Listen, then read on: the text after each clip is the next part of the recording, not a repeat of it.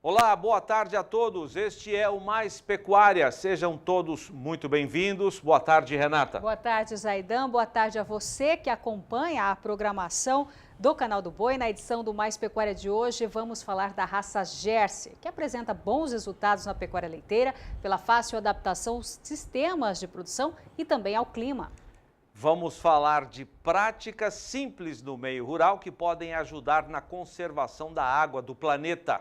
No Mato Grosso do Sul, amantes da carne criam confraria para trocar experiências e aprimorar a arte do churrasco. E ainda a criação da raça de gado japonesa Wagyu no sul do país. Tudo isso a partir de agora no Mais Pecuária.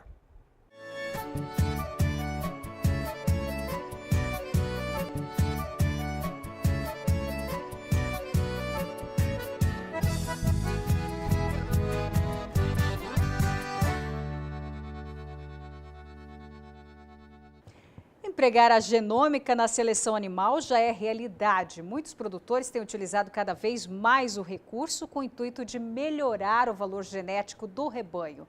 A Embrapa tem investido em pesquisas que demonstram resultados positivos nesta área. Saiba mais informações com a repórter Kylie Rodrigues no quadro Tecnologia e Produção.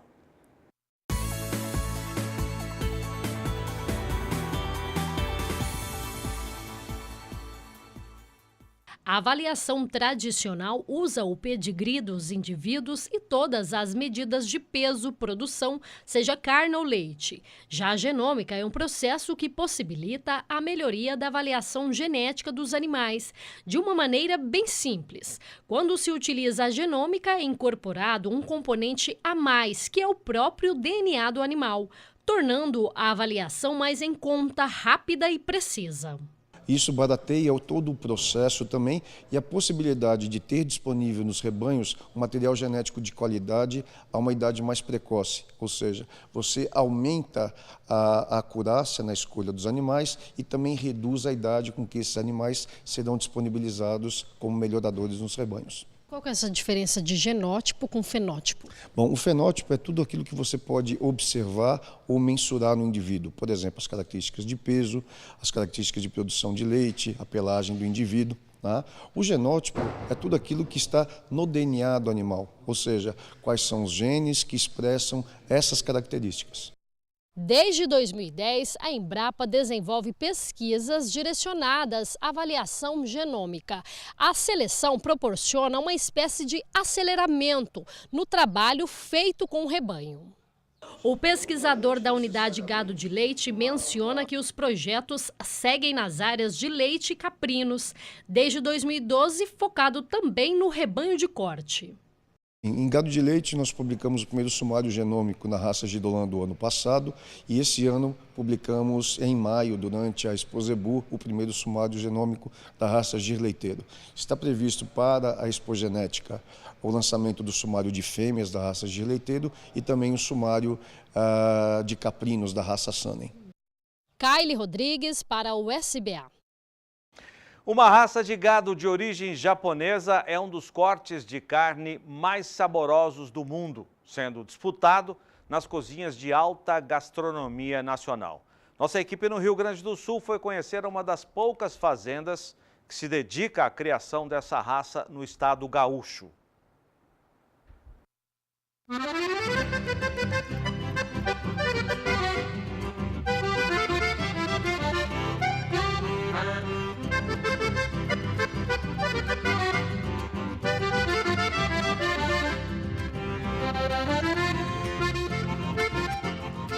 A raça foi inserida no Brasil na década de 90.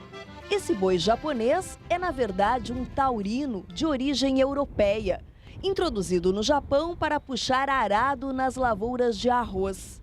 Embora existam animais de pelagem avermelhada, predomina a linhagem escura. No Brasil, segundo a Associação Brasileira de Criadores de Wagyu, há cerca de 37 mil animais. 30 mil cruzados com outras raças e 7 mil puros. A gente veio até a Fazenda Invernada Santa Fé, em Júlio de Castilhos, para conhecer a criação de Wagyu. Por aqui são cerca de 1000 animais, 100 deles, puro sangue. Mas a intenção é que esse número cresça bem mais. A gente quer chegar num futuro mais próximo só com trabalhar com animais puros. O Wagyu produz a carne mais saborosa e valorizada do mundo. Para isso, os machos que serão abatidos ficam confinados em áreas como essa, onde recebem trigo, milho, soja e cevada. São nessas condições que o gado vai formar o marmoreio, que dá sabor, suculência e macieza à carne. Por isso a raça demora mais tempo para ficar pronta. Enquanto um Nelore é abatido aos 18 meses, o Wagyu vai atingir o ponto ideal depois dos 30 meses. É um animal que a gente traz ele a pasto até uma idade e depois a gente confina eles para colocar, para botar o marmoreio, né? Para vir o marmoreio para melhorar, né? É um animal que precisa de um cuidado mais especial, né? Determinados cortes chegam a custar R$ 700 ou mais o quilo. E acredite, esse mercado vem crescendo especialmente no estado de São Paulo. O processo de abate é o mesmo dos demais animais. O detalhe está na desossa. Por ser uma carne nobre com alto valor agregado, é necessário um cuidado especial. Na Fazenda Invernada Santa Fé, o responsável vem de São Paulo e já faz os cortes de acordo com a preferência dos clientes. A propriedade tem uma marca própria, então abate aqui e manda lá para São Paulo já os cortes prontos, já desossada, a carne toda já, né? O técnico vem de lá, faz todo o trabalho ali no frigorífico e a carne já vai embalada para São Paulo. A principal função da fazenda é fornecer animais e material genético para desenvolver a raça no Brasil. Trabalho de divulgação que já ganhou destaque em feiras e exposições. A gente tem 2 touros, um tem um tricampeonato em esteio de grande campeão e tem o outro que está na central sendo coletado, que foi grande campeão o ano passado em esteio e campeão da Nacional em São Paulo. Orgulho de quem conhece e acredita no que está fazendo. É só provando para ver, né? Vamos esperar que o pessoal experimente ela para ver o que é a carne do Wagyu. Ela é diferenciada.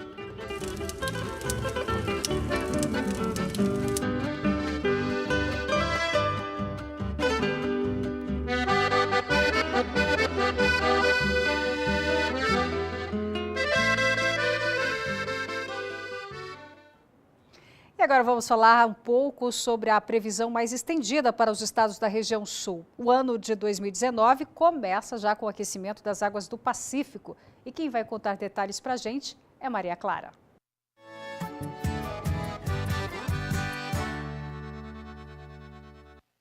Estamos terminando o ano de 2018 e começando o ano de 2019. Tivemos aí um aquecimento das águas do Oceano Pacífico no final da última estação e alguns modelos indicam até ocorrência de El Niño ao longo do verão. Ou seja, o ano de 2019 vai começar com aquecimento anômalo das águas do Oceano Pacífico e isso acaba favorecendo a condição para a chuva na região sul do país.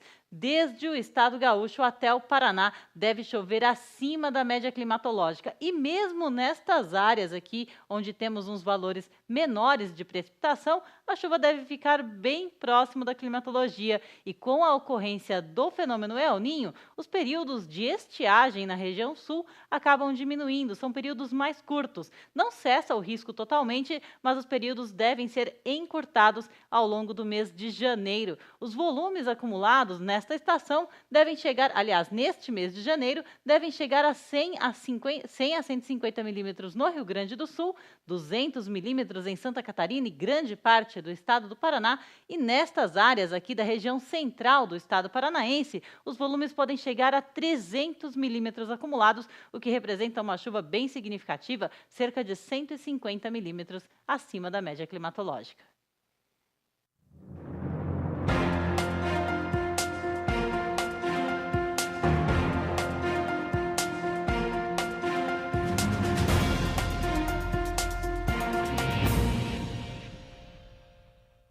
Olá, sou Paulo Sérgio, gerente do Banco do Brasil aqui de Maracaju. Tenho a honra de convidar todo o produtor rural, cliente do Banco do Brasil, parceiro do Banco do Brasil e da Fundação MS, a prestigiar e visitar a Showtech, que ocorrerá do dia 16 a 18 de janeiro, no espaço da Fundação MS. O Banco do Brasil estará presente lá, juntamente com todos os parceiros da Showtech, com o nosso espaço lá, com o nosso gerente de carteira agro, oferecendo as melhores condições e linhas de financiamento para o produtor rural e também com nossos clientes das assistências técnicas que também estarão operando com a gente lá.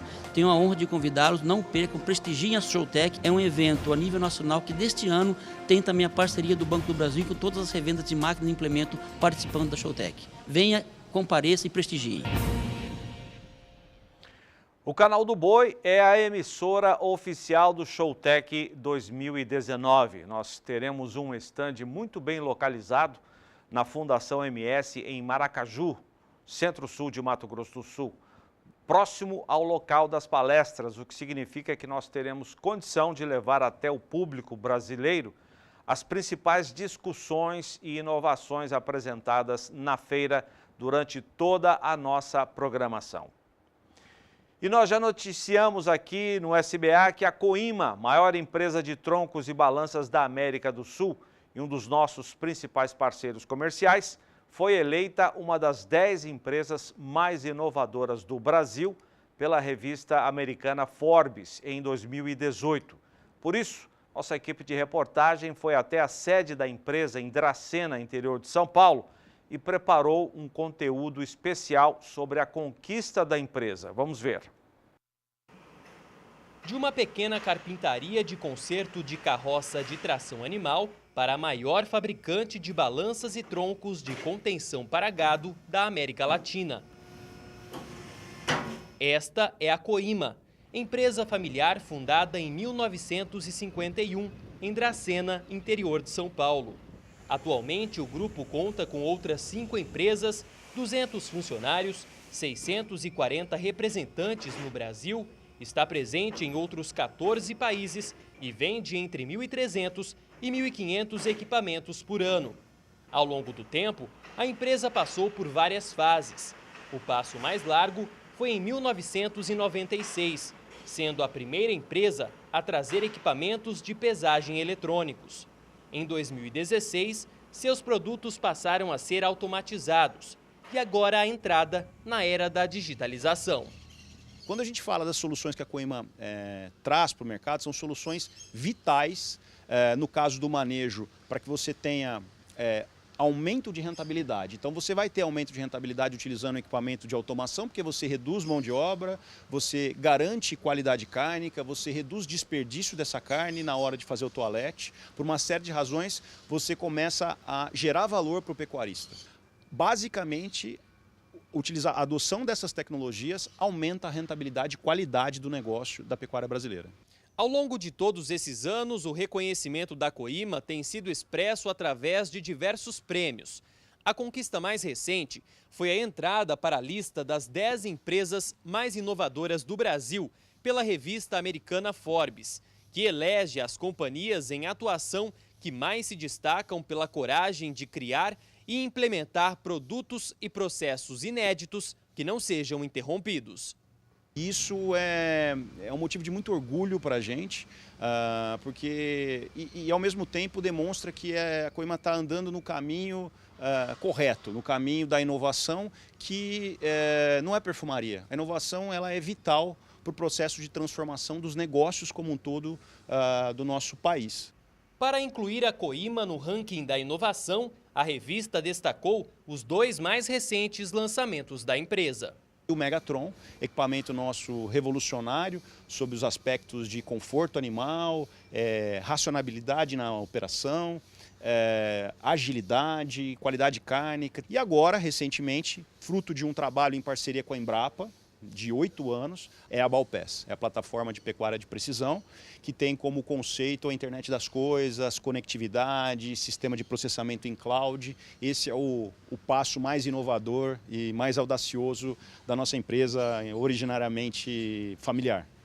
O CEO da empresa diz que o momento é de acompanhar a solução que representa a nova fase da Coima e pensar em novos projetos. Agora que a gente colocou o pé mesmo propriamente dito na inovação, vem os desafios, né? Então a gente tem um desafio obviamente, de um acompanhamento da plataforma de pecuária de precisão, da Balpes, né? De uma avaliação muito próxima do pecuarista para entender ajustes, melhorias, novos recursos, né? E já estamos pensando na segunda release, porque tecnologia é assim, você dorme e a hora que você acorda no outro dia já está tudo diferente, o mercado está pensando diferente, então o método, assim, a cabeça, o mindset nosso é um mindset agora de metodologias ágeis, de Scrum, a gente está navegando nesse mundo aí e estamos muito felizes, né? Bastante ousado, mas estamos bastante felizes aí com o retorno, com a resposta. Temos certeza que a gente vai conseguir ajudar a transformar a pecuária positivamente no nosso país. Gustavo D'Angelo para o SBA. Nós vamos para um rápido intervalo comercial e na volta vamos falar da raça Jersey, que apresenta bons resultados na pecuária leiteira pela fácil adaptação aos diversos sistemas de produção e ao clima. Nós já voltamos.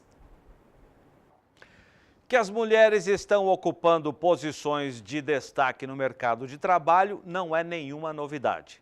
Mas no meio rural, esse progresso ainda é lento. Além do trabalho pesado e do ambiente, na maioria das vezes comandado por homens, elas precisam provar que são capazes de se tornar protagonistas. A repórter Annelise Nicolodi conversou com mulheres do Rio Grande do Sul fortes que compõem o nosso agronegócio. Vamos acompanhar. Ângela é administradora por formação. Casada com um produtor rural, ela começou aos poucos a ajudar na gestão da propriedade. Os resultados foram positivos e há 1 ano e meio ela montou uma empresa que administra os negócios de outras 3 fazendas. Eu iniciei o meu trabalho dentro da propriedade e isso eu acho que acabou espelhando outras pessoas, amigos nossos, em que enxergaram uma oportunidade de ver o crescimento para as propriedades deles também, conseguindo fazer essa gestão, que hoje é uma das ferramentas fundamentais dentro da agricultura, você ter uma boa gestão. Não adianta você ser um ótimo agricultor, você ter rentabilidades altas e você não ser um bom gestor. Então, a gestão tem que caminhar junto com a produtividade. Denise sempre esteve ao lado do marido, produtor de grãos e leite. Mas de uns tempos para cá tem se envolvido mais nos negócios. Procurou o sindicato rural e hoje está fazendo um curso para aprimorar a gestão da propriedade. Quando a professora perguntou no primeiro dia o que eu vim fazer aqui, aí eu disse para ela, eu vim aprender, porque eu também quero aprender sempre mais para ajudar meu marido a gente ter uma vida boa, né? E também deixar para as nossas filhas tanto uma herança financeira quanto cultural e do aprendizado do campo, que é o que a gente vive, né? E é uma coisa que é muito bonita e que eu me criei nisso. Então, eu quero ajudar meu marido sempre a crescer mais na vida e ser feliz. Ver um grupo de mulheres assim, reunidas para falar das coisas do campo, até bem pouco tempo era uma raridade. O programa Mulheres em Campo da CNA, desenvolvido pelo Senar no Rio Grande do Sul, é um case de sucesso. Já qualificou centenas de agricultoras que hoje têm papel importante nas decisões da propriedade rural. E surgiu, de fato, da necessidade da mulher caminhar cada vez mais ao lado do seu companheiro, né? Fazendo a gestão da propriedade, desde o início do planejamento das atividades até o produto final. Este programa, ele trabalha 5 módulos. O primeiro deles é um módulo onde as mulheres elas conseguem fazer um diagnóstico da propriedade rural, desde o parafuso até a colheitadeira, desde a pastagem até a mangueira que existe na propriedade, então um diagnóstico financeiro. O segundo módulo, que pode ser agendado 1 semana, 15 dias, 1 mês, de acordo com a turma. E a gente termina lá no final, dando importância para a liderança da mulher na propriedade rural, independente do tamanho da sua propriedade. A presença feminina no meio rural sempre existiu. O que mudou é que antes essa participação era voltada para o núcleo familiar. Os tempos são outros e hoje as mulheres estão participando das decisões e da gestão da propriedade. Elas estão sedentas por informação, participam cada vez mais de espaços como esse, antes ocupados quase que exclusivamente por homens.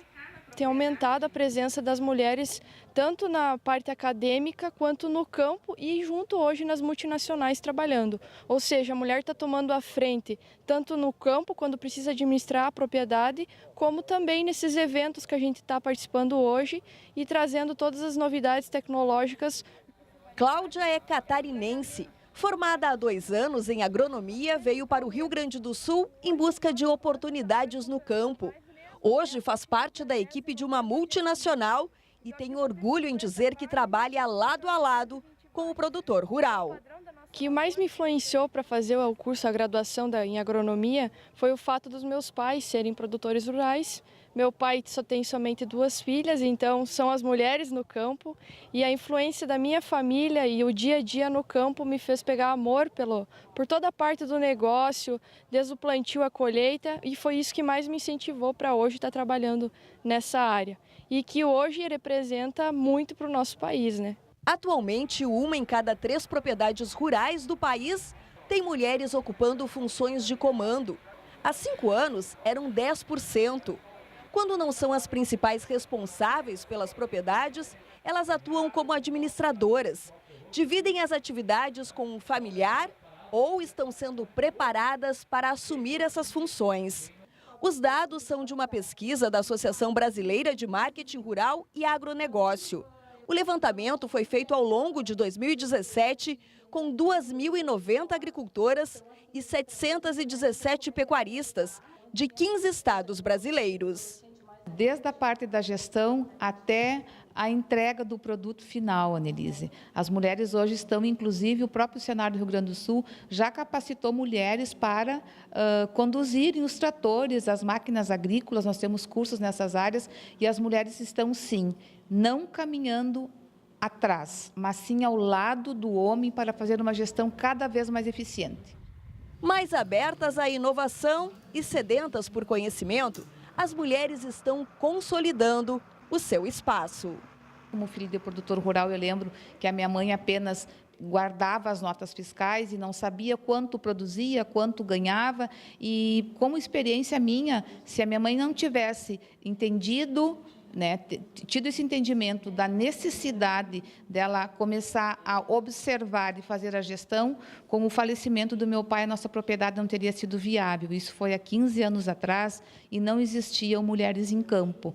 Hoje, a mulher ela está junto, produzindo e mostrando a importância da gestão de quem realmente produz.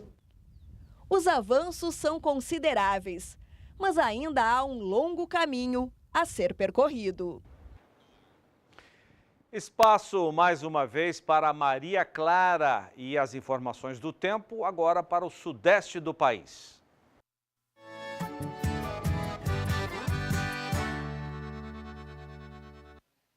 O ano de 2019 começa com o fenômeno El Niño, ou seja, principalmente os meses de verão, devemos ter o aquecimento anômalo das águas do Oceano Pacífico. E nessa condição, as chuvas mais volumosas ficam concentradas na região do sul do Brasil e não conseguem avançar para o sudeste. Por isso, grande parte dos estados tem chuva abaixo da média climatológica.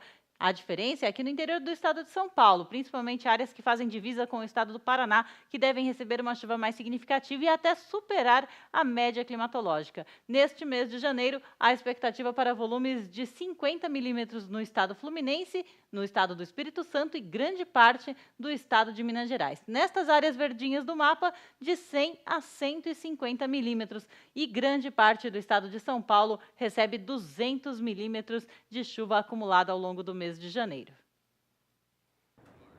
Vamos falar agora da raça Jersey. O gado apresenta bons resultados na pecuária leiteira. O rebanho se adapta aos diversos sistemas de produção e também ao clima. Conheça um pouco mais da raça na reportagem. A raça Jersey está no Brasil há mais de 100 anos. É fértil, precoce, apresenta qualidade de leite. Tem se adaptado bem nas diferentes regiões brasileiras. Temos Jersey desde o Rio Grande do Sul ao Ceará, onde a gente tem um núcleo forte. É uma raça que se adapta em qualquer sistema de manejo de produção, tanto a pasto, confinado, semi-confinado, com excelentes resultados.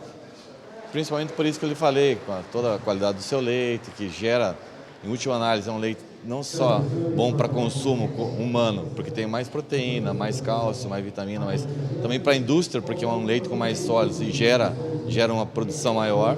Por ser um leite gorduroso, é indicado para a produção de derivados, como iogurte, manteiga, requeijão e outros lácteos. Conhecida pelo porte pequeno, a raça, assim como outras, também sofre com parasitas. Com manejo adequado e conforto, os animais respondem bem. O número de rebanho no Brasil, como que está? A gente tem os dados de animais registrados na associação, né? A base nossa de dados tem 120 mil animais registrados, né? Mas existe um tanto maior do que isso, com certeza, sem registro no Brasil. E como eu falei, a raça hoje que mais cresce no mundo é a raça Jersey. Que eu diria assim para você, até mesmo muitos produtores de Jersey no Brasil às vezes nem conhecem o potencial de produção da raça Jersey, né? Que às vezes é considerado uma vaca menor, que come menos, que dá menos trabalho. E de fato ela é uma raça menor e come menos, dá menos trabalho, mas o potencial produtivo é fantástico do Jersey. Obrigada, então. Kylie Rodrigues para o SBA. E depois do intervalo comercial, tem entrevista com o gerente executivo da Associação dos Criadores de Nelore do Brasil, André Locatelli, que fala sobre os projetos futuros que a CNB vai realizar. Fique conosco, Mais Pecuária volta em instantes. Mais Pecuária de volta e a Nelore Brasil divulga a agenda para o próximo ano. Recentemente, recebemos em nossos estúdios o gerente executivo da Associação dos Criadores de Nelore do Brasil, André Locatelli, que falou sobre os projetos futuros que a CNB vai realizar. Confira a entrevista. André Locatelli, gerente executivo da Nelore Brasil, fazendo uma visita muito especial ao SBA, ao Canal do Boi, em Campo Grande, para falar de uma parceria, de uma cooperação entre o Canal do Boi e a associação da maior raça criada no Brasil, que é a Nelore. Tudo bem, André? Muito obrigado pela sua entrevista. Vamos antecipar um pouquinho dessa parceria que ainda vai ser anunciada com detalhes. Pois é, Zaidão, um prazer estar aqui, principalmente a gente falando de uma parceria que eu acho que vem para agregar muito ao pecuarista brasileiro, ao nelorista brasileiro, né? Nós estamos aí desenhando uma união de esforços, né, num momento tão oportuno, né, que a gente está ingressando aí numa nova fase, num novo momento do nosso país, que a gente acredita que vai ser um momento muito próspero. Nós estamos justamente unindo forças para trazer essa prosperidade, para materializar essa prosperidade na pecuária, para o pecuarista brasileiro, né? E essa parceria está sendo firmada ainda, eu repito, nós vamos dar detalhes posteriormente, na hora que for possível fazer isso, mas a gente quer antecipar dizendo que existe essa parceria, que ela vai ser firmada entre as duas partes, porque as duas partes, Canal do Boi, emissora do SBA e a Nelore, sentem que nós estamos vivendo um momento muito importante para a economia do agronegócio, e é um momento propício para isso, não é, André? Exatamente. A ideia é que a gente, juntos, Nelore e o SBA, né, o Canal do Boi, a gente vai organizar e vai catalisar, vai captar outros parceiros, empresas de insumos, instituições, para estarem junto conosco no sentido de levar benefícios para o produtor, vantagens, né, para que ele possa cada vez mais produzir com volume, com qualidade e que ele seja remunerado de forma justa pela qualidade, pelo produto que ele vai ofertar ao mercado. Então, realmente, é um momento de união, um momento de junção de forças em prol da pecuária brasileira. Quer dizer, o foco principal do criador de Nelore, que é a produção de carne, vai estar no centro dessa parceria, né? Ou seja, que ele tenha uma produção sustentável, tenha retorno dos investimentos que ele faz na fazenda, ou com genética, ou com manejo, enfim. Mas tem outros fatores que estarão envolvidos também nessa parceria, André. Exatamente. O nosso trabalho, o trabalho da associação, tem sido no sentido de posicionar a genética Nelore como a genética para a produção de carne brasileira. Não existe produção de carne no Brasil, pelo menos se a gente pensar do Paraná para cima do país, não existe produção de carne sem a genética Nelore. Então, a Nelore quer assumir essa posição e essa responsabilidade na produção de carne brasileira e vamos procurar, junto com o Canal do Boi, junto com a SBA, parceiros para auxiliar nesse sentido e a gente contribuir para a evolução cada vez maior da pecuária brasileira, da produção de carne brasileira, para a melhoria da qualidade da carne brasileira. O cooperativismo é um sistema econômico que divide as riquezas entre seus associados e que nasceu naturalmente através do trabalho em grupo há milhares de anos. O SBA mostra exemplos de sucesso e que fizeram muitos municípios prosperarem. Cooperar é uma atividade fortemente ligada ao desenvolvimento da humanidade. No Brasil, acredita-se que as primeiras experiências de cooperativismo nasceram no Rio Grande do Sul, junto com as missões jesuíticas. Comunidades solidárias fundamentadas no trabalho coletivo. E foi através da inspiração de um padre jesuíta, conhecedor da experiência alemã de cooperativismo, que se formaram as primeiras cooperativas de crédito e agrícolas. É uma história belíssima, eu também defendo esta ideia por causa dos jesuítas que estiveram aqui, formaram as missões. Quando a gente vê a estrutura das missões, realmente muito cooperativista. E depois, lá na Inglaterra, houve um modelo semelhante que atualmente se considera que lá teria nascido um cooperativismo moderno. Mas nós temos as raízes aqui, você lembrou muito bem. Agora, para preservar isso, nós precisamos manter uma união entre os associados, porque uma cooperativa não é uma empresa privada de um só dono. Ela é um empreendimento associativista. As pessoas se associam para que, a partir dessa associação, eles tenham mais força para que os seus negócios sejam viabilizados. O Rio Grande do Sul contabiliza 420 cooperativas que juntas têm aproximadamente 2.800.000 sócios.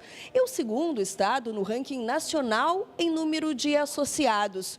Um movimento consolidado que cresce ano após ano. Em 2017, as cooperativas do Rio Grande do Sul apresentaram um crescimento de 14,22% em relação ao ano anterior. E registraram um faturamento de 41,2 bilhões de reais. Nesse contexto, destacam-se as atividades relacionadas aos 4 ramos que mais movimentaram a economia do estado. Agropecuário com 14,51%, o crédito com 18,54%, a saúde com 9,88% e a infraestrutura com 6,29%. É uma curva ascendente, essa é uma tendência e é justamente por causa desse trabalho em conjunto, de ajuda mútua. Então a cooperativa ela desenvolve projetos para que, em primeiro lugar, o seu associado, que é o foco do seu negócio, tenha o desenvolvimento da sua propriedade, no nosso caso, é uma cooperativa agropecuária, então propriedade rural.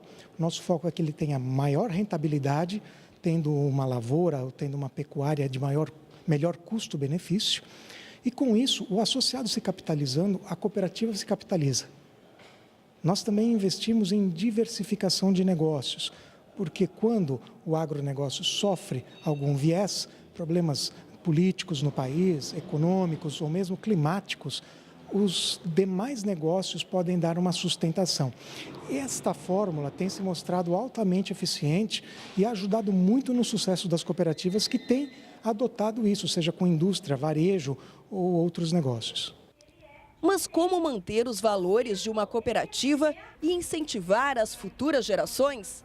Na cooperativa de Panambi, no noroeste do Rio Grande do Sul, há 33 anos, um projeto educacional tem por objetivo difundir o ideal cooperativista. Um exemplo é o programa Aprendiz Cooperativo, onde jovens matriculados no ensino médio são preparados para o mercado de trabalho. Essa turma aí vai se juntar a outros 700 jovens que o projeto vem formando desde 2008. Eles conseguem vivenciar esses conteúdos do cooperativismo, os princípios do cooperativismo, já dentro dos ambientes onde eles fazem as práticas supervisionadas. Nosso slogan é Juntos Somos Mais. Então, ele tem muito a ver com essa questão do cooperativismo. Então, também aos novos colaboradores que ingressam na cooperativa, nós temos um programa de integração onde a gente já deixa todos eles cientes do que é uma cooperativa, qual é a diferença que existe de outras empresas para uma estrutura cooperativa, desde os princípios do cooperativismo também, e a gente tenta passar isso para todos integrados dentro do nosso negócio cooperativo. O mecanismo de trabalho dentro de uma cooperativa é aquele em que todos ganham. Situada em Garibaldi, a 120 quilômetros de Porto Alegre, no coração da Serra Gaúcha, a maior região vitivinícola do Brasil, a cooperativa Garibaldi apresenta índices de crescimento superiores ao da média nacional. Resultado de uma história de investimentos, de profissionalização, de união e de uma trajetória que carrega em sua bagagem o trabalho e a vida de milhares de pessoas. Nós estamos com 370 famílias associadas, onde toda a produção é entregue na cooperativa e, claro, consequentemente, a cooperativa recebe toda essa produção, né? Nós temos um departamento técnico dentro da cooperativa que acompanha, que visita as propriedades e orienta o associado a plantar, a produzir exatamente aquilo que a cooperativa precisa. Então, a cooperativa tem um planejamento, o que ela precisa de matéria-prima e o que ela precisa de mercado para os próximos anos, né? E em cima disso, então, a orientação para os associados produzirem aquilo que a cooperativa precisa. É o cooperativismo provando sua importância no desenvolvimento social, econômico e sustentável do planeta. No próximo bloco, você vai ver que práticas simples no meio rural podem ajudar na conservação da água do planeta. Daqui a pouco. O Mais Pecuária já está de volta aqui pelo Canal do Boi. Você sabe o que são microbacias? A repórter Kylie Rodrigues conversou com um pesquisador da Embrapa que explicou o que são e como podem contribuir para a conservação da água no planeta. As informações no quadro Tecnologia e Produção.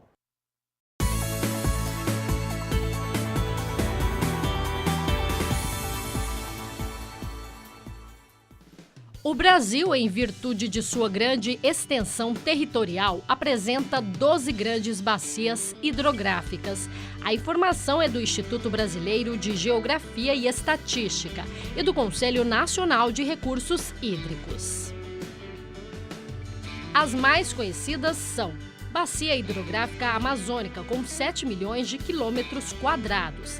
É a maior bacia hidrográfica do mundo, seguida pela Bacia Hidrográfica do Tocantins-Araguaia, maior bacia de drenagem exclusivamente brasileira. Bacia Hidrográfica do São Francisco, com aproximadamente 640 mil quilômetros quadrados. E Bacia Hidrográfica do Paraná, principal porção da Bacia Platina, compreende os países da Argentina, Bolívia, Brasil, Paraguai e Uruguai. As grandes bacias são formadas a partir de pequenos córregos em microbacias. Para sabermos mais da escala de tamanho, conversamos com o pesquisador da Embrapa Gado de Corte, doutor em Ecologia Tropical, Rodinei Mauro. A microbacia, ela é a menor unidade de paisagem, né, que existe, onde você tem um córrego e onde esse córrego é considerado uma microbacia. Então, ele vai alimentar um rio maior. Então, nós consideramos essa menor unidade de paisagem uma microbacia. Uma das grandes bacias hidrográficas do Brasil é a do Prata. Este local é o divisor de águas entre a Bacia do Pantanal e a do Rio Paraná, que juntos formam a Bacia do Prata. A preservação das microbacias são essenciais para a conservação das águas. A partir da conservação existente nas propriedades dessas microbacias é que ajuda na conservação final da água. Por exemplo, nós temos que conservar nascentes, né? das microbacias, nós temos que conservar as matas ciliares e tudo isso contribui para uma melhor produção de água e uma melhor qualidade dessa água que vai ser utilizada pelos produtores rurais e depois pela cidade. Os produtores rurais são fundamentais no trabalho da conservação da água. São eles que estão na linha de frente da utilização dos recursos naturais. É possível trabalhar com agropecuária sem desperdícios. Certas atitudes fazem a diferença. Bom manejo, por exemplo, do solo, como curvas de nível, para ter uma maior absorção de água no solo, ele fazer um bom manejo das aguadas para os animais, para a dessedentação, ele tem que utilizar de muitas outras técnicas de conservação, por exemplo, nas estradas, fazendo os bigodes para evitar a erosão a partir desses caminhos dentro da propriedade. Dessa forma, o produtor rural contribui para uma melhor conservação dessa água. Para incentivar o produtor rural a investir em ações que ajudem a preservar a água, a Agência Nacional de Águas, ANA, criou o Programa Produtor de Água, que usa o conceito de pagamento por serviços ambientais, PSA, que estimula os produtores a investirem no cuidado do trato com as águas, recebendo apoio técnico e financeiro para a implementação de práticas conservacionistas. Assim, além de ganho econômico da sua produção, o produtor também melhora a quantidade e a qualidade da água da região, beneficiando a todos. Seguindo as recomendações do bom uso dos solos e das águas, fica fácil ter abundância de água, mesmo nos períodos mais secos do ano. É importante frisar que o agronegócio tem papel fundamental na conservação ambiental do Brasil.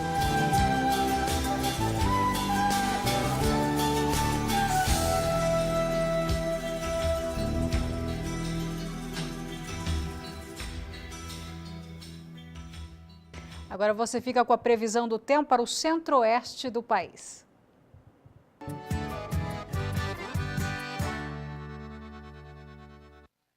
E com a possibilidade de El Niño prevista para os próximos meses, o risco para a invernada no sudeste do Brasil diminui bastante. Isto porque as chuvas ficam mais concentradas na região sul e não conseguem avançar para a região sudeste, também trazendo chuva para a região centro-oeste do Brasil. E mesmo assim, os volumes de chuva devem ser bem significativos nos estados do centro-oeste. A expectativa para chuva acima da média em todas estas áreas de Goiás, Mato Grosso e Mato Grosso do Sul, com acumulados que podem chegar a 100 milímetros acima da climatologia.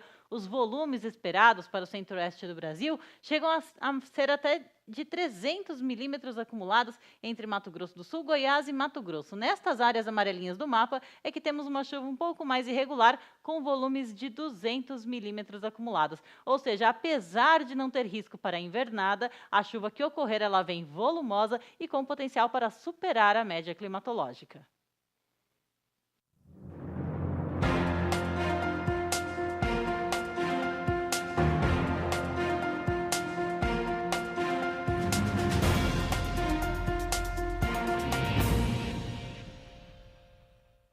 Olá, eu sou Ayrton Trentini da UPL do Brasil e gostaria de convidá-los a participar conosco. Estaremos aqui com um stand nesse evento, onde estaremos demonstrando aqui um pouco das novidades que estamos trazendo para o agronegócio e gostaria de convidar você, produtor, consultor, técnicos, nossos parceiros e clientes, a nos visitar aqui durante o evento.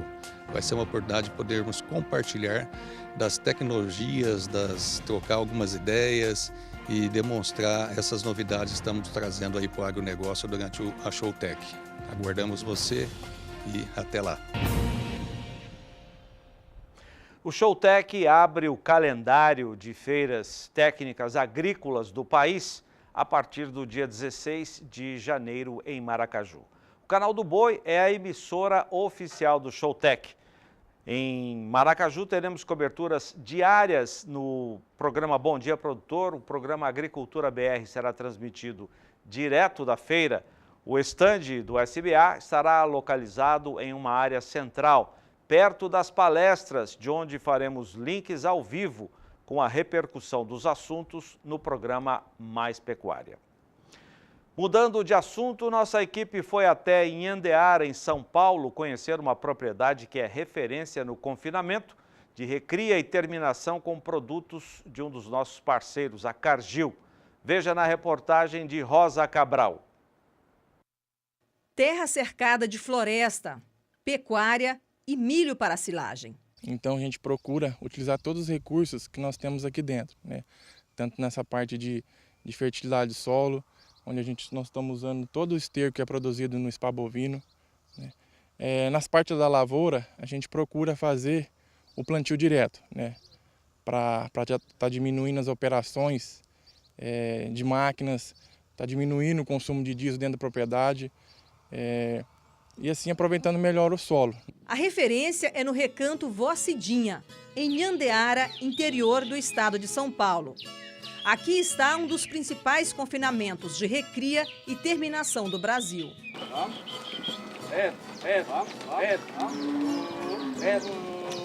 Chegamos pela manhã com tempo muito bom para conhecer a produção.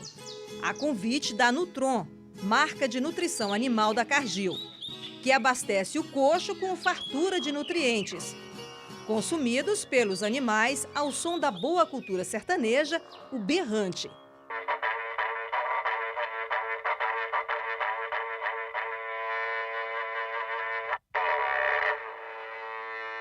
Olha, é só uma gravação instalada no trator, acionada na hora de servir o banquete intencionalmente.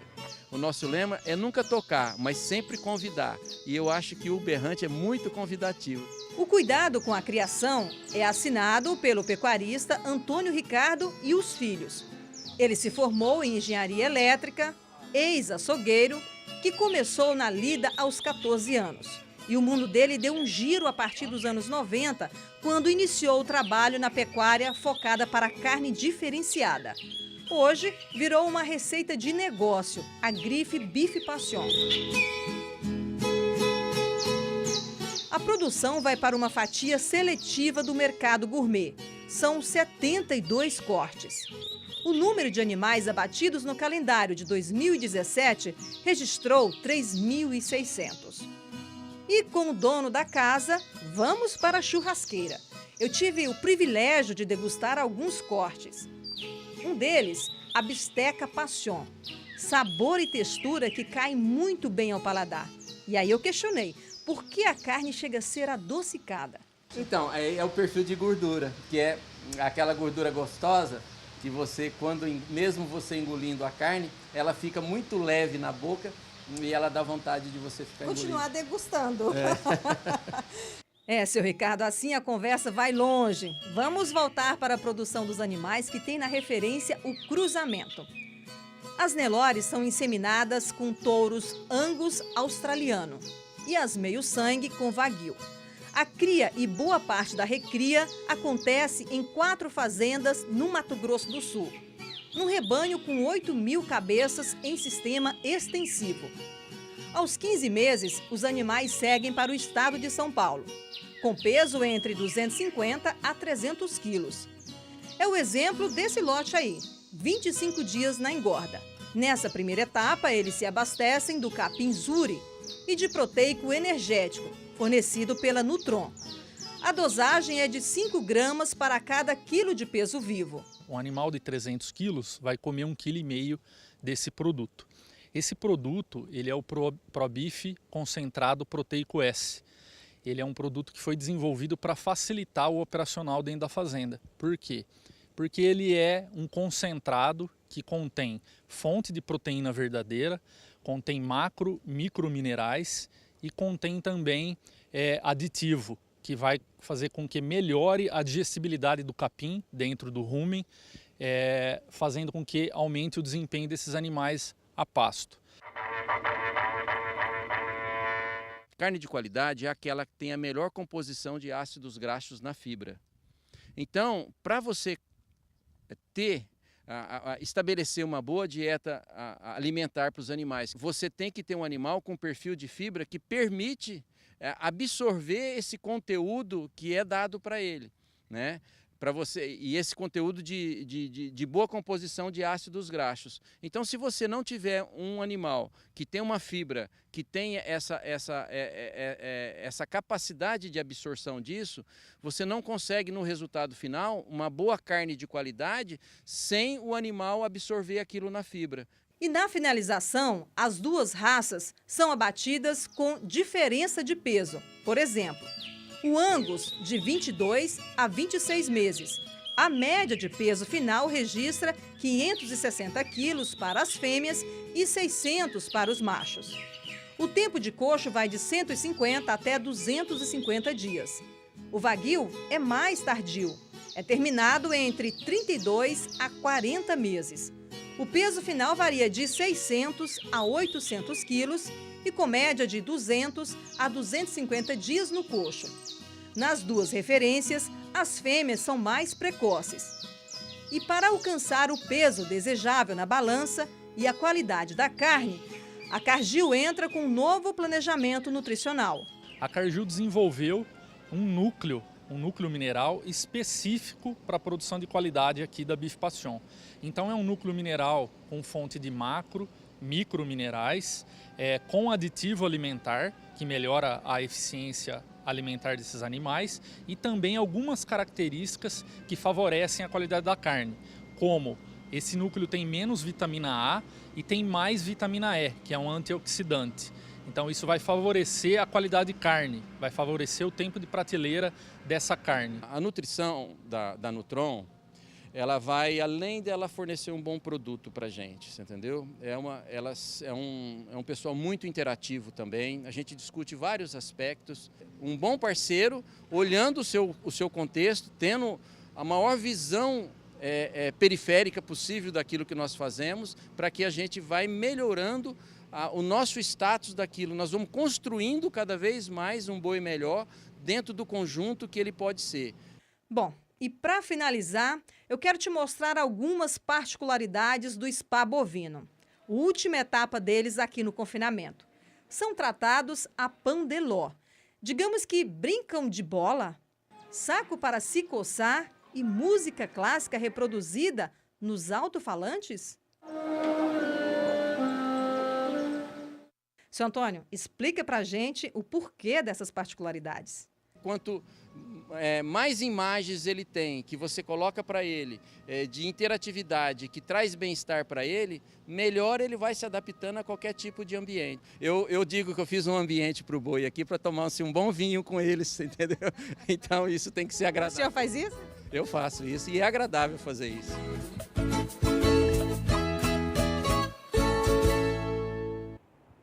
E nós vamos para um breve intervalo comercial e na volta você vai acompanhar a entrevista que Walter Puga fez com o diretor executivo da Coima, Paulo Dancieri, que fala sobre o valor bruto da produção pecuária no Brasil. Até já! Mais pecuária de volta, o valor bruto da produção pecuária do Brasil deve crescer, segundo o Ministério da Agricultura. Sobre esse assunto, Walter Puga Júnior conversou com o diretor executivo da Coima, Paulo Dancieri. Vamos ver. Paulo, obrigado por ter vindo. Vamos falar sobre a perspectiva que nós temos agora, segundo o Ministério da Agricultura, de um crescimento da pecuária no Brasil. O valor bruto de produção deve crescer. Essa perspectiva positiva para a pecuária especificamente já fazia parte dos estudos da Coima? Eu que agradeço o convite de estar mais uma vez aqui no teu programa. Sim, do nosso ponto de vista, da nossa empresa, sim. Seja por enxergar uma possível retomada de mercado, de crescimento nesse momento aí da dita crise, seja econômica, política e do agronegócio, né? Então essa retomada seria um processo natural, seja porque a gente acredita no protagonismo do Brasil como produtor de proteína animal do mundo, né? Diante dos movimentos todos dos players internacionais que a gente revisitou nos últimos anos e sobretudo na crença da retomada da economia e do consumo interno de carne. Então sim, era uma crença da nossa organização o crescimento da pecuária brasileira.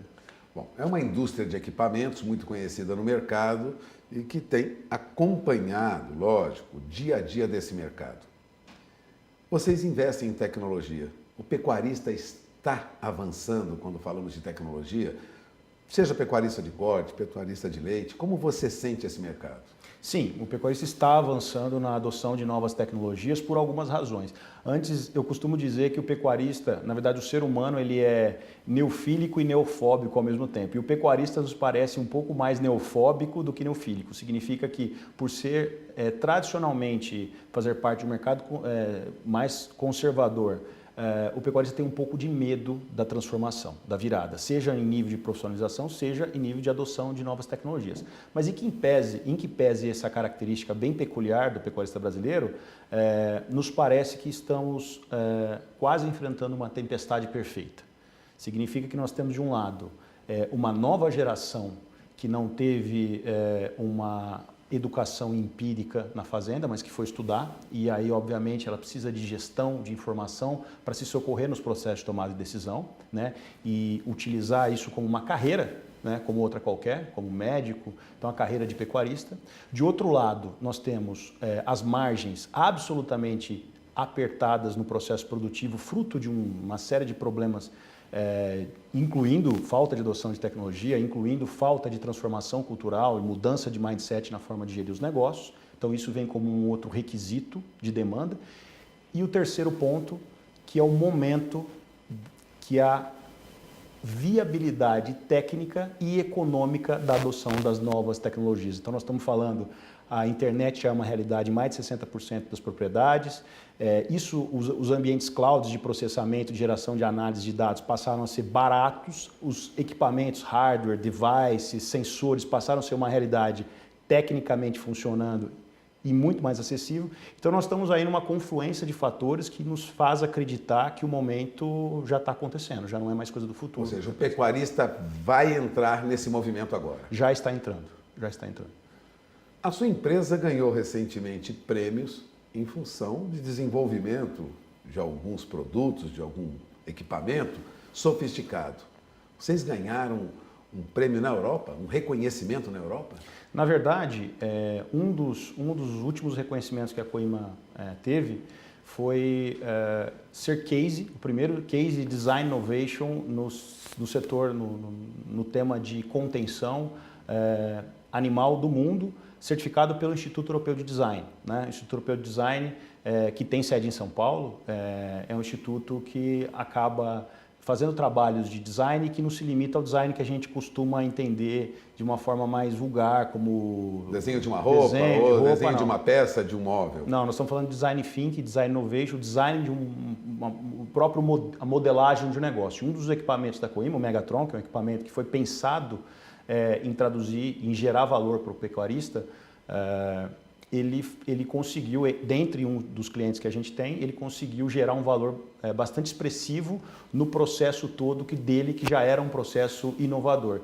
Então, as peças do quebra-cabeça, do ecossistema, estão se encaixando, né? E isso é legal porque o que a gente entende é que a pecuária, para dar certo, ela tem que ser olhada de forma sistêmica. Não adianta a pessoa investir apenas no insumo, ela investir numa tecnologia de genética, etc., se ela não olhar sistemicamente para que não haja escoamento da produtividade por um item, um fator que ela está absolutamente ignorando. Então a gente fica feliz quando a gente coloca o manejo como um pilar tão importante quanto os demais na propriedade e entrega valor e resultado para o cliente. Bom, traduzindo, para quem olha para a expressão design como uma coisa bonita, agradável, seja colorida ou seja visivelmente agradável, no caso do equipamento destinado a pecuarista, a função é muito mais complexa. Trouxe maior rentabilidade para o pecuarista? Exatamente. Foi uma peça, né, que ajudou a desenhar um processo, uma regra de negócio, para que esse negócio fluísse de uma forma muito melhor. O design innovation, o design, a forma de se pensar, é a forma como você modela o negócio de uma forma mais inovadora e criativa para que o seu negócio consiga atingir os resultados de forma mais rápida. Renda mais. Renda mais, lucratividade. E é um equipamento de contenção que você já apresentou há alguns anos para o mercado. Exatamente. Não é um equipamento necessariamente novo, mas é um equipamento cujas vantagens são muitas, os impactos são muitos, seja impactos sob o ponto de vista do usuário, né? Então a gente tem um impacto muito positivo com relação à segurança do trabalho, por exemplo, seja um impacto positivo para o próprio pecuarista, porque o pecuarista ele tem uma redução de custo de mão de obra, de número de operações muito mais rápidas, principalmente para quem faz FIV, etc. Né? E também para o pecuarista no final, porque você tem um processo muito mais curto, ele é mais rentável. Se você entrega uma carcaça protegida, com muito menos lesão, você tem um melhor aproveitamento no final. E, por final, a gente não pode esquecer do próprio animal. Nós estamos vivendo numa era de sustentabilidade. E essa sustentabilidade ela não é mais um discurso. Né? O pecuarista, o consumidor que olha a carne lá na gôndola no final, ele está preocupado com isso, ele começa a estar preocupado com isso. Então, o conforto e o bem-estar animal passa a ser uma premissa da realização de qualquer negócio. E o equipamento trata justamente isso, imobiliza o animal com almofada, com baixo estresse, com baixo ruído. Então, é um equipamento modelado para entender todos os pontos da cadeia como um todo de usuários. Na verdade, é uma visão diferenciada de todo o trabalho do pecuarista quando vai fazer contenção, por exemplo, na fazenda. Agora, não foi o único reconhecimento que você teve. Há também um reconhecimento de uma famosa revista em relação à sua empresa. Vamos contar o que vocês obtiveram recentemente. Como eu te falei, a Coima, nos últimos anos, em que pese essa nuvem negra que estava permeando o nosso país, que passou, né? A gente entende que passou, em que pese isso, parece que a Coima andou um pouco na contramão e entendeu que a aposta na inovação, na criatividade e no desenvolvimento, inclusive, dos seus próprios colaboradores, ia ser o futuro da nossa organização. E correu atrás de se reinventar, de se transformar. E nesse processo, além desse equipamento que eu acabei de dizer, a Coima, juntamente com a Embrapa, um trabalho que a gente tem que reconhecer a força dessa empresa Embrapa, entendendo comportamento animal, sistema animal, a gente desenvolveu um equipamento que é a Balpes, que é um sistema de pesagem que a gente chama sistema de pesagem inteligente. Né? Então o animal ele se pesa sozinho. Né? Um animal que não era pesado tradicionalmente, ele passa a se pesar sozinho na propriedade. Né? E o pecuarista tem a cada 2 minutos informação em tempo real, não só de quanto o animal individualmente pesa, mas da avaliação daquele animal dentro de um lote, da avaliação daquele lote dentro da sua propriedade, as margens, os custos de produção, inclusive informações com inteligência artificial que traça cenários de decisão para suportar as melhores decisões do pecuarista. Esse sistema foi um sistema que, não só em razão dele, mas também em razão dele, fez com que a Coima fosse reconhecida no último mês pela revista Forbes, incluída na lista das 10 empresas mais inovadoras do Brasil, junto com multinacionais grandes como Cielo, Vivo, empresas muito grandes. Você defende a inovação no equipamento e acredita nisso. Voltando, o pecuarista está preparado para aceitar todo esse avanço que você colocou agora aqui nos seus equipamentos? Eu não consigo responder se ele está preparado. Né? A perspectiva que a gente tem é de que isso passa a ser uma demanda, uma necessidade para que ele deixe de ser apenas um dono de fazenda e passe a ser um empresário. Então, isso é uma coisa que essa pergunta sempre me é feita. O pecuarista está preparado para investir em tecnologia? O pecuarista está preparado para adotar regras de gestão? O pecuarista, olha... nenhuma empresa e nenhuma indústria se suporta sem gestão, profissionalização e equipamento. Né? Esses é a base da economia e da realização de qualquer empresa. E o negócio pecuário, não só uma empresa, como é uma empresa que representa a vocação do PIB nacional. Então, assim, não faz o mínimo sentido essa discussão. Eu acho que a discussão sim, é uma necessidade, né? Essa geração que está passando o bastão, ela também já começou a enxergar isso, já está fazendo isso. Existe sim um pouco mais de resistência, mas não há como pensar a pecuária, essa pecuária que vai trazer, e a gente acredita no incremento de margens, conforme elas forem utilizando mais, adotando mais tecnologia, entendendo um pouco mais de gestão, esse incremento de margens não vai acontecer numa atividade que não haja esses pré-requisitos básicos de qualquer negócio. Então, assim, é uma equação simples, né? Não tem saída. Não tem saída. A tecnologia é o caminho. Porque é um negócio. Não é porque é um negócio pecuário. É porque é um negócio. E todo negócio precisa de gente, precisa de recurso, precisa de conhecimento. Bom, você acaba de ouvir o CEO da Coima, Paulo Dancieri Filho. Passamos o recado. O recado é tecnologia, é um caminho sem volta. É isso? A gente acredita que sim. E a gente vai para um breve intervalo comercial E no próximo bloco tem mais pecuária para você, não saia daí. Mais pecuária de volta, a carne apresenta maciez, sabor, menos quantidade de sódio, menos colesterol, menos gordura saturada. Esses são atributos naturais da raça asturiana de Los Valles, que contribui com uma alimentação mais saudável. Nossa equipe de Mato Grosso acompanhou o abate desta raça em um frigorífico e o repórter Valdir Pacheco traz mais informações. Uma raça bovina espanhola caracterizada por animais dóceis com ótima conformação e eficiência reprodutiva.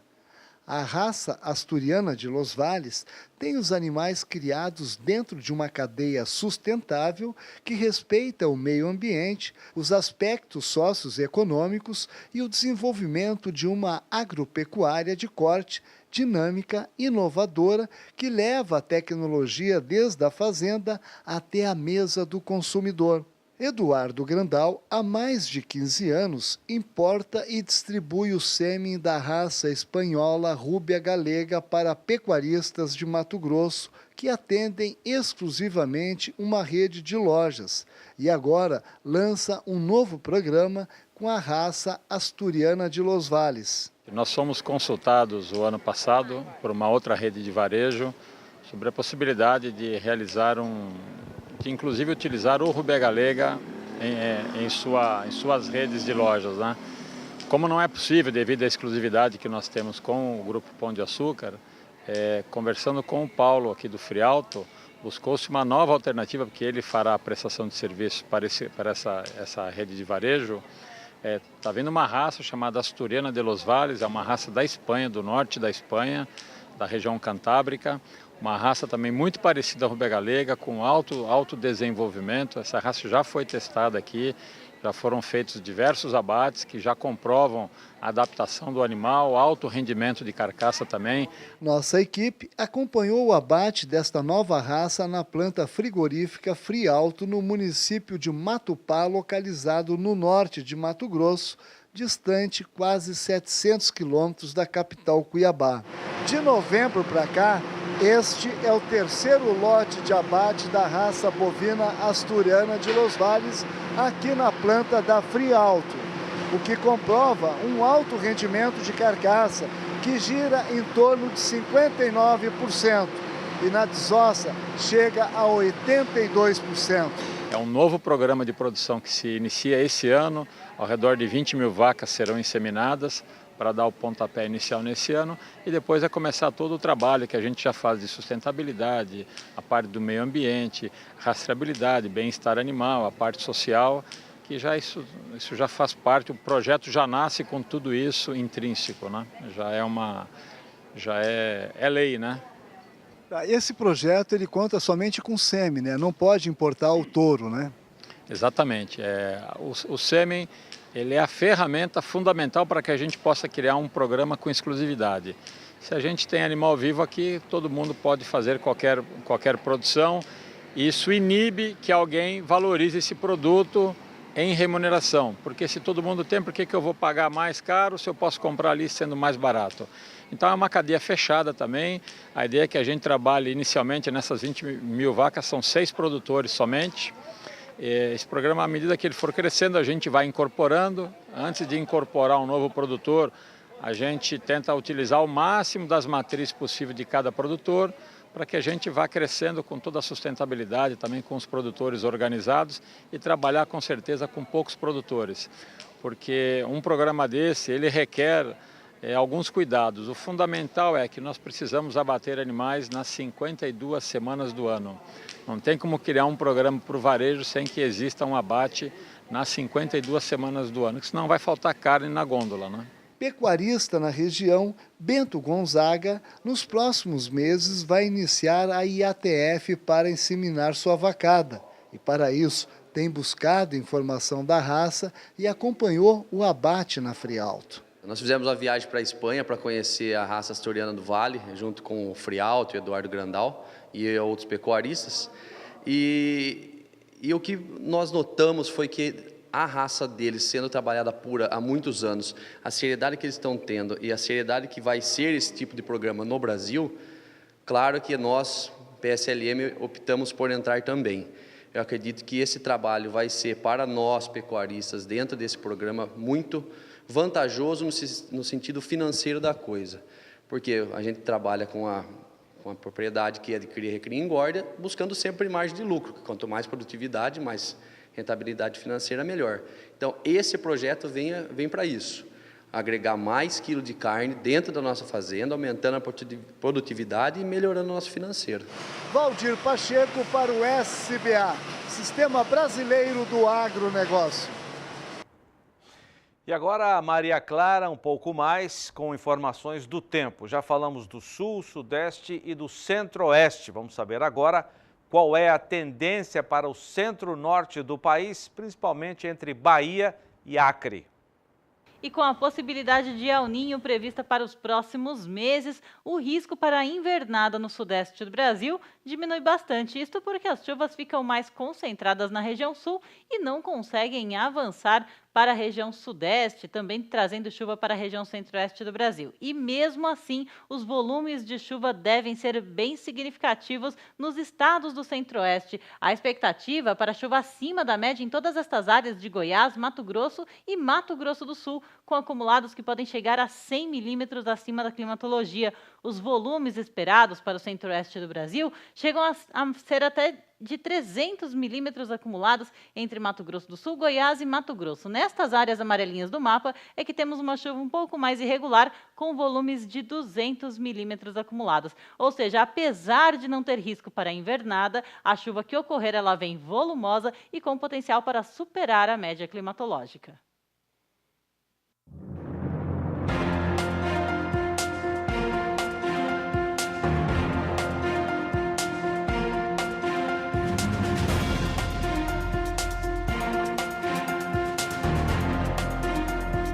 Meu nome é Luiz, em nome do Senai MS, venho fazer o convite para você. Você, produtor rural, que quer conhecer tecnologias, inovações, vem aqui, venha conhecer o Senai e todas as soluções que temos ofertado no mercado, desde indústria 4.0, soluções na área de fotovoltaica e educação de primeira linha e qualidade.